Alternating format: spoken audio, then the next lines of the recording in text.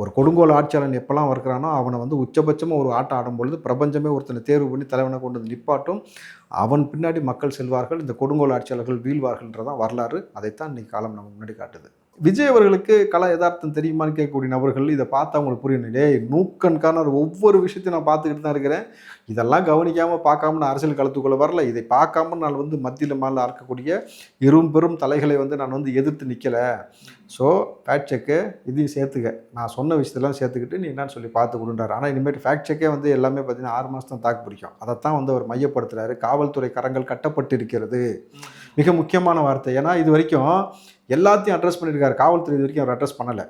இன்றைக்கி காவல்துறை அட்ரஸ் பண்ணி இது உயர் அதிகாரிகளுக்கு கொடுக்கக்கூடிய ஒரு எச்சரிக்கை மணி. ஏன்னா ஆட்சி மாறும், காட்சி மாறும், அதிகாரம் மாறும். அன்றைக்கி நீ என்கிட்ட வந்து பதில் சொல்ல வேண்டியது இருக்கும்.